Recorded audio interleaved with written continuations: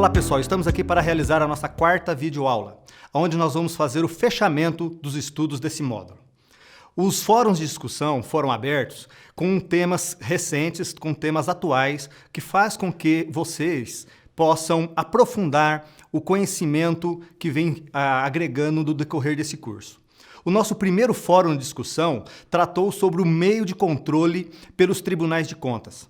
Como se dá esse controle? Se esse controle poderia ou não adentrar na discricionalidade do ato administrativo.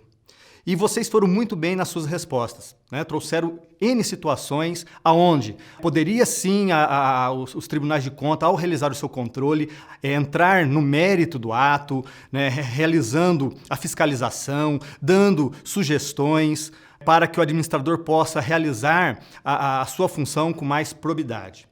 Mas quando se fala em controle, vamos recapitular um pouquinho. Nós temos o controle, que controle nada mais é do que uma fiscalização. E quando nós falamos em controle, lá no nosso primeiro módulo, nós falamos que existe o controle interno e o controle externo. O controle interno é aquele realizado pela própria administração, né? Ou seja, é um órgão dentro da administração que vai analisar a legalidade, vai analisar os requisitos do ato administrativo para saber se ele está de acordo com a lei, de acordo com a lei orçamentária, para que possa ser realizado sem nenhum prejuízo à administração e principalmente à sociedade. Depois nós temos o controle externo, que é aquele controle realizado por um órgão fora da administração. Um órgão que vai analisar a realização daquele ato e vai dar o seu parecer, dizendo que está ok, o ato foi feito dentro da legalidade, vai dizer, olha, o ato foi feito, mas tem alguns errinhos aqui, né? Então dá sugestões para que possa ser arrumado, consertado, ou que nos futuros atos, né, não venham a ocorrer aqueles erros, ou então ele pode considerar o ato, né, ilegal, não estando de acordo com a lei. E aí ele pode aplicar, né, algumas sanções nesse sentido, né? E um desses controles externos são os tribunais de contas. Né, os tribunais de contas dos estados e do Distrito Federal e o Tribunal de Contas da União, onde vai fazer análise não só das contas do gestor público, como também dos contratos que essa administração faz com particulares. E através da fiscalização ou desse controle externo, os tribunais de contas muitas vezes adentram, né, no mérito do ato administrativo. E uma questão que sempre vem à tona diz respeito à discricionalidade. Pode os tribunais de contas adentrarem dentro da discricionalidade, aonde o gestor público sabe aonde é melhor investir aquela verba ou não? Essa é a grande dúvida. E no que pese, né, em regra, os tribunais de contas não poderem entrar na discricionalidade, essa regra não é absoluta. Há situações, sim, que os tribunais de contas acabam entrando dentro do mérito desse ato, né, falando, ó, gestor, você não acertou muito em realizar esse contrato, essa licitação dessa forma, desse jeito, esse tipo de mercadoria, isso pode vir a ocorrer. É claro que nós estamos aqui falando de uma exceção. Nós não podemos ter isso como regra, porque se isso ocorresse, né, como regra, sempre os tribunais de contas adentrando dentro da discricionalidade, nós poderíamos voltar naquilo que nós vimos lá no início do nosso curso, que é o ativismo judicial, onde os tribunais começam a determinar o que o administrador deve ou não fazer. E nós não podemos chegar a esse ponto. Ou então os tribunais podem pôr alguma ideologia, né? Como os tribunais de contas, né, principalmente dos estados, eles são compostos por 7 conselheiros apenas, então é muito fácil você ter ali a maioria com uma ideologia voltada para A ou B, e muitas vezes isso acaba refletindo também nas decisões dos tribunais. Outro ponto é a interferência na questão política. Né? Os tribunais de contas, principalmente em relação aos municípios menores, eles podem sim acabar interferindo na questão política daqueles municípios, na época de eleições, por exemplo. E isso tem que ter um cuidado muito grande. Então, no que pese, né, os tribunais de contas poder sim fazer o controle, né, do ato administrativo, o que se determina é que ele vai fazer uma revisão desse ato, não a substituição desse ato. Então ele vai rever, ele vai analisar aquele ato que foi praticado, pela discricionalidade do gestor, e ele vai fazer uma revisão se necessário for. Uma revisão que pode acabar com uma recomendação, aonde os tribunais de contas falam ao gestor, vou te recomendar que o próximo ato ou a próxima licitação sobre esse produto ou sobre esse serviço seja feito observando os princípios tais, YZ, para que possa haver um controle efetivo. Mas nós não podemos entender que os tribunais de contas vão fazer a revisão desse ato. Falar, olha, você fez errado, agora você vai fazer dessa forma. Os tribunais de contas não podem realizar isso em relação aos atos discricionários. No nosso segundo fórum de discussão, onde estudamos os tipos de controle, nós vimos que existe o controle judicial, o controle legislativo e o controle administrativo dos atos públicos. Esses controles são realizados no que tange aos pesos e contrapesos, aonde um poder pode controlar o outro. É óbvio que ele não vai poder realizar o ato daquele poder específico. Por exemplo, a administração pública não vai poder realizar decisões judiciais, tá? Mas existe uma interferência em relação a esse balanceamento entre os poderes para que um poder realize o controle do outro. E quando se fala em controle, em relação aos poderes, nós temos lá o controle judicial. O controle judicial, ele é realizado pelos tribunais de justiça, pelos juízes de direito, e eles diz respeito simplesmente à legalidade do ato. Então, quando o Poder Judiciário realiza o controle de um ato administrativo, ele vai estar restrito à legalidade do ato. Esse ato, quando foi praticado, obedeceu à legislação, cumpriu os ditames constitucionais, ou cumpriu a regra imposta, porque nós sabemos que a administração pública pode fazer tudo o que a lei determina. Então, para que o ato administrativo seja realizado, esse ato tem que estar de acordo com a norma. E o Poder Judiciário vai analisar exatamente essa legalidade. Se a legalidade ter sido observada, o Poder Judiciário não pode adentrar no mérito. Ele não vai poder falar assim, olha, administrador, você asfaltou a rua tal, mas não era para asfaltar aquela rua, tinha que asfaltar a rua B, não a rua A. Ele não pode realizar isso. O que ele vai analisar é que se a licitação para realizar este serviço de asfalto cumpriu o que está na lei. Então, o Poder Judiciário está limitado à legalidade do ato administrativo. Por sua vez, o controle legislativo, ele está voltado à análise das contas do gestor público. É óbvio que aí nós temos um parecer que vem do Tribunal de Contas, que vai auxiliar esse controle das assembleias legislativas ou das câmaras de vereadores, e, com base nesse parecer, a Casa Legislativa vai julgar aquelas contas. É óbvio que aí nós estamos perante um julgamento político, mais do que técnico. Ele tem todos os mecanismos técnicos que vêm dos tribunais de contas, esse parecer técnico dos tribunais, para realizar esse julgamento. Mas, como se trata de uma casa política, é um julgamento mais político do que jurídico ou técnico. Tanto que o parecer pode vir para as contas não serem aprovadas e a Casa Legislativa aprovar as contas. Tá? Então, quando se fala em controle legislativo, nós estamos falando do controle do orçamento, das contas do gestor.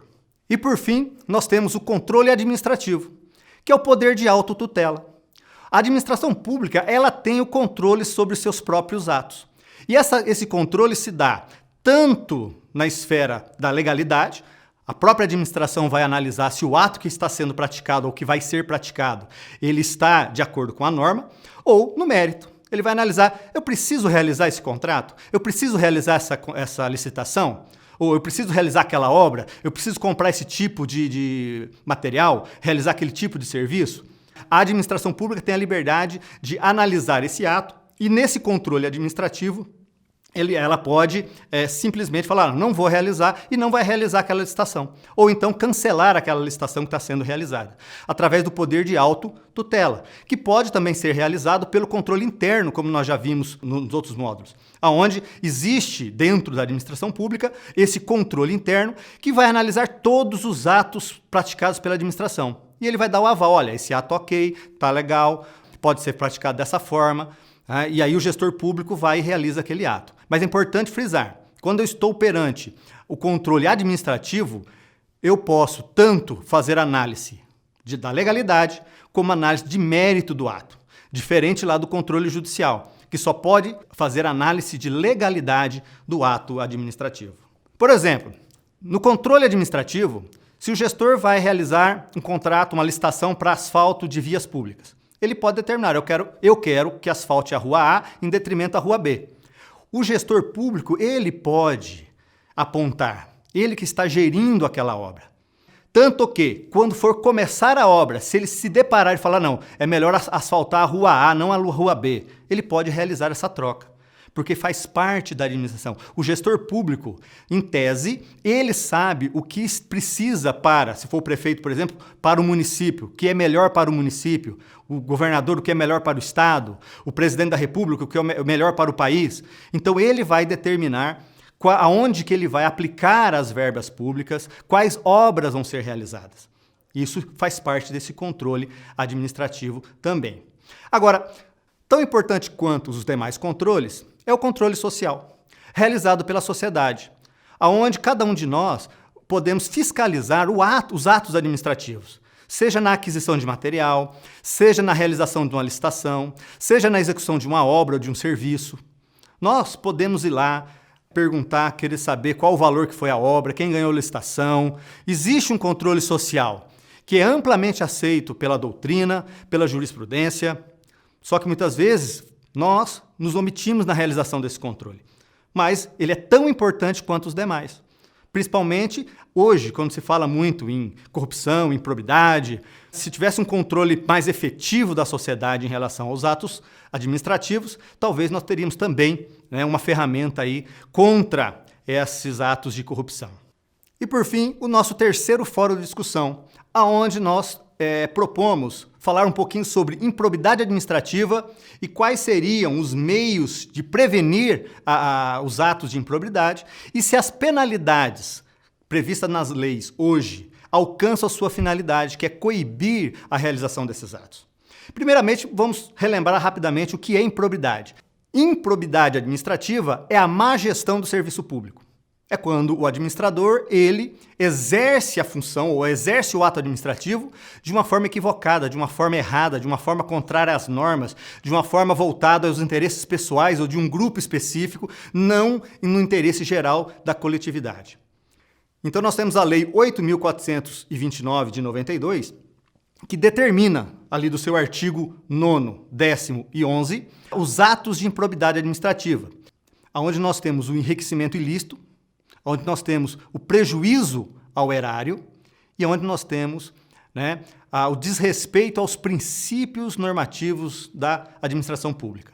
Então, qualquer ato administrativo que vai causar um enriquecimento ilícito, seja do gestor público, seja de um grupo específico, seja de um terceiro, se eu tenho um ato administrativo que não vai causar enriquecimento ilícito de ninguém, mas vai trazer um dano ao erário, ou se eu tenho um ato administrativo que não vai causar dano, não vai causar o enriquecimento de ninguém, mas ele fere os princípios da administração pública, estes atos são considerados pela legislação atos de improbidade administrativa.